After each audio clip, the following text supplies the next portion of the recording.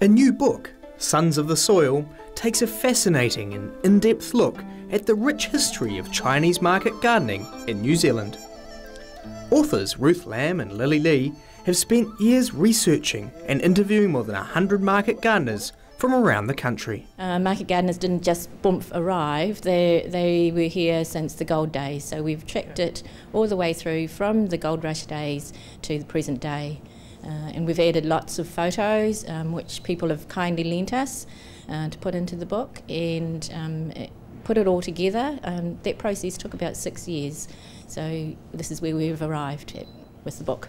The official book launch was held in Auckland in late July and was attended by hundreds.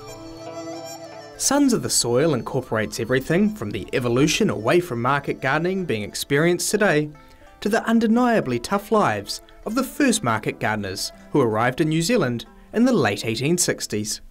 I think that the resilience of the Chinese men, I mean, they did band together in groups, and they were in partnerships, and they seemed to be able to cope with being the alienated people within the land.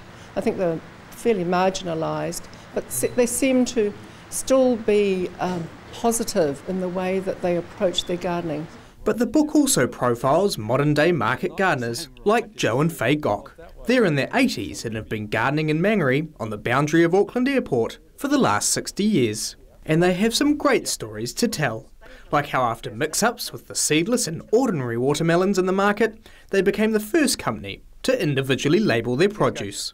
And when they cut the open, hey, this is not seedless, it's got seeds in them. So to overcome that problem, we put tags on every watermelon. We've got seedless watermelon and ordinary watermelon, so they can't mix it up. And according to Jack Turner's, we're the only grower that put labels on all our produce individually. Yeah. He said we're the first in the world to do that. We went to the printers and nobody can do it. Yeah. But it's so simple, because nobody thought of it. Yeah. Because all the printers, everybody, they can't put the name on the tape because they don't know how to do it. But in the end, they managed to find one of them. We're experimenting, and that years we can find a way to do it. Yeah. So away it went. Yeah.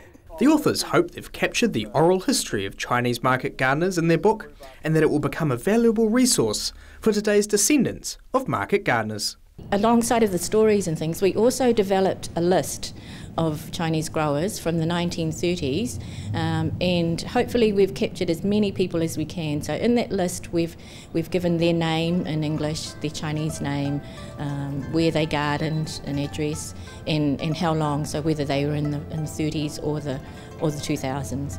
And hopefully that will be useful for families, particularly the younger generation, to track their heritage all the way back. But with the dominance of supermarkets and the higher price of land, many of the Chinese market gardeners are no longer on the land. Their children are educated and have moved away from primary production.